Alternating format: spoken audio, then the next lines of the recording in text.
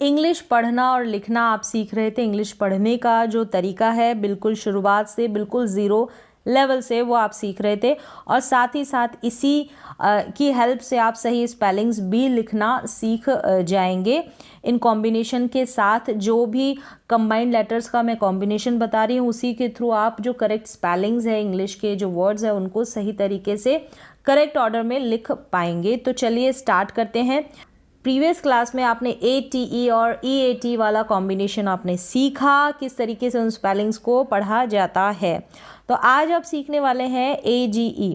AGE से related family words और AKE की फैमिली वाले जो वर्ड्स है और प्रोनाउंसिएशन और AME, इन तीनों का कॉम्बिनेशन आज आप सीखेंगे।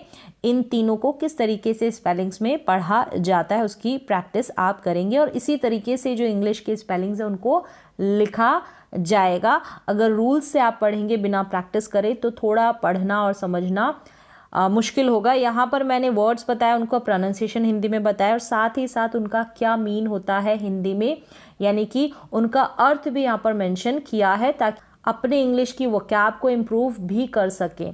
तो चलिए स्टार्ट करते हैं। सबसे पहले यहाँ पर है AME, इसका कॉम्बिनेशन AME का, ठीक है। AME से रिलेटेड जो वर्ड्स है उनका कॉम्बिनेशन, इसको आप एम करके प्रोनाउंस करेंगे या फिर एम, दोनों तरीके से आप इसको प्रोनाउंस कर सकते हैं, लेकिन मोस्टली इसको हम करते हैं एम इस तरीके से प्रोनाउंस, और थोड़ा बहुत ई का साउंड भी आता है अगर आप ध्यान से देखें तो सबसे पहले यहाँ पर है केम। क्या है? केम।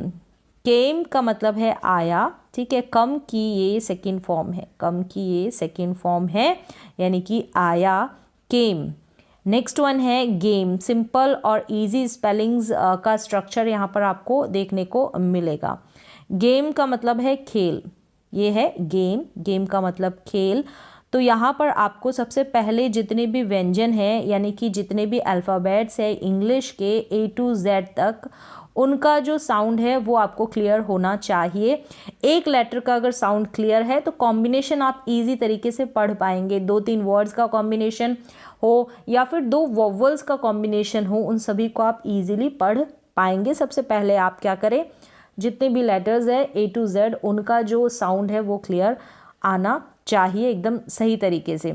तो गेम का मतलब हो गया खेल, और फिर ये है सेम। तो क्योंकि यहाँ पर पहला लेटर एक ही आ रहा है, सिंगल आ रहा है, तो उसका जो प्रोनाउंसिएशन है, साउंड है, वो आपको क्लियर होना चाहिए। सेम का मतलब है समान या वही, यानी वही वाला मुझे चाहिए, तो सेम हो गया, सेम। और नेक्स्ट है शेम। अब यहाँ पर SH है ना, इसको आप श प्रोनाउंस करें, कभी भी इसको स प्रोनाउंस ना करें क्योंकि गलत प्रोनाउंसिएशन हो जाएगा।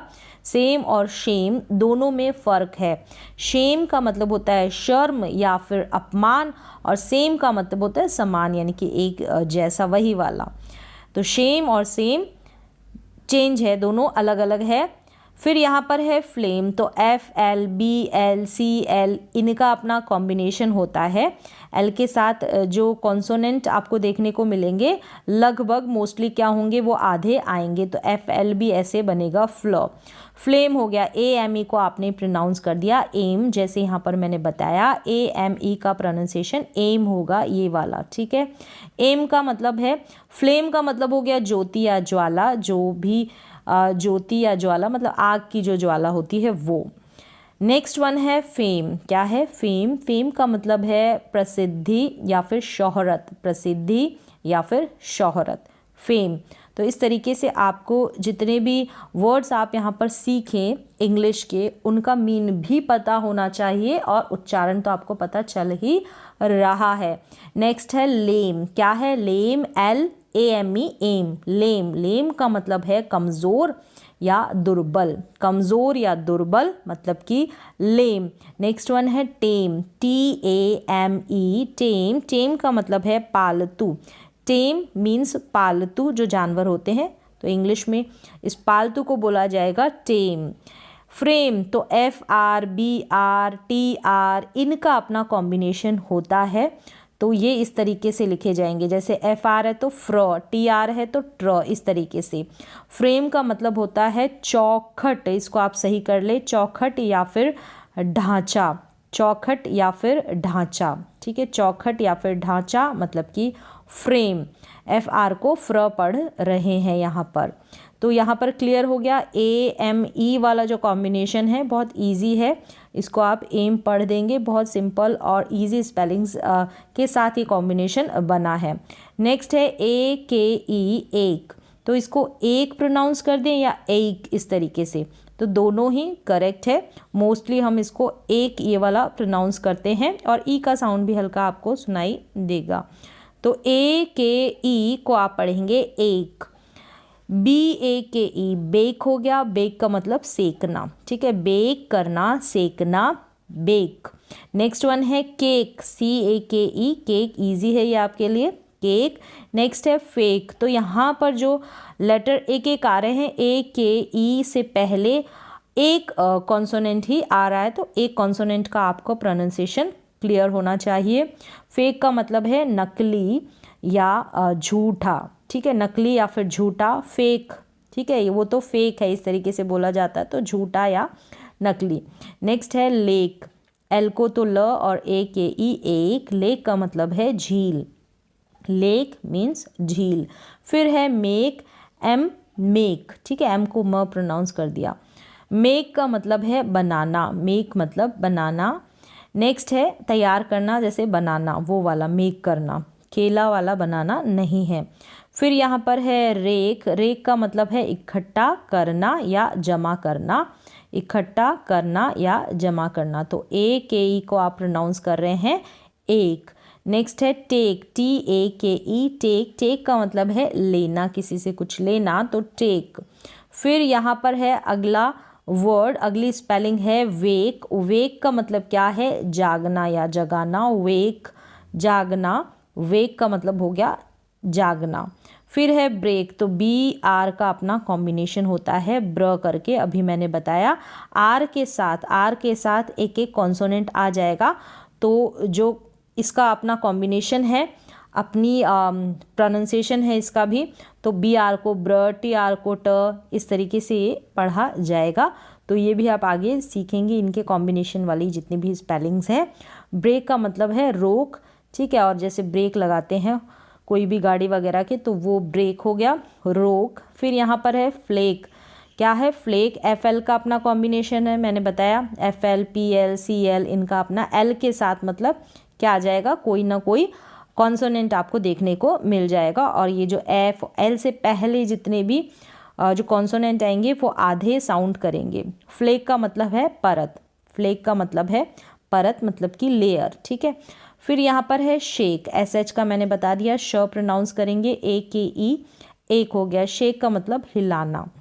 फिर यहाँ पर है स्नेक, अब यहाँ पर भी S और N का अपना कॉम्बिनेशन होता है, S और N का, तो ये जो N से पहले मोस्टली क्या होंगे, जितने भी कॉन्सोनेंट आएंगे वो आधे आएंगे, इस जैसे यहाँ पर स्न आएगा, आधा स आएगा और फिर N पूरा आएगा। स्नेक का मतलब है सांप। अब ये प्रोनाउंस तो आप कर लेंगे, लेकिन ये कब आधा बन रहा है, कब किस तरीके से बन रहा है, तो इस तरीके से ही आप क्या करेंगे, स्पेलिंग जो है इंग्लिश की उसको भी लिखेंगे आप, क्योंकि प्रोनाउंस सही कर रहे हैं, सही तरीके से प्रोनाउंसिएशन इसका आपको आ रहा है, तो स्पेलिंग भी आप बना पाएंगे, लिख पाएंगे एकदम करेक्ट, खुद से तो बनानी नहीं है, लिखनी एकदम सही है। नेक्स्ट यहाँ पर स्टेक है, तो S और T, यानी S के साथ आपको देखने को मिलेंगे ना जो भी कॉन्सोनेंट, तो S वहाँ पर आधा ही आपको पढ़ने को देखने को मिलेगा। स्टेक का मतलब है बाजी या दाव, स्टेक, तो ST को स्टो प्रोनाउंस करेंगे। और AKE का तो आप सीख ही रहे हैं, एक प्रोनाउंस कर रहे हैं। तो यहाँ पर क्लियर हो गया, AKE की फैमिली वाले जितने भी वर्ड्स हैं वो आपने सीख लिए हैं। नेक्स्ट यहाँ पर कॉम्बिनेशन होगा AGE, यानी कि एज, इसको आप एज करके प्रोनाउंस करेंगे या फिर एज, तो दोनों तरीके से करेंगे, बट अधिकतर हम एज ये प्रोनाउंसिएशन करते हैं, एज। तो सेम ही साउंड दे रहे हैं ये दोनों, बस थोड़ा लिखा है कि इसमें ई इंक्लूड कर दिया है मैंने। एज, एज का मतलब सबसे पहले यहाँ पर एज ही स्पेलिंग है, मतलब उम्र जो होती है, एज। फिर नेक्स्ट है केज, सी को क प्रोनाउंस कर दिया, कब क करते हैं, स करते हैं, तो इसका जो रूल है वो मैंने आपको बताया, क्योंकि रूल के अकॉर्डिंग है।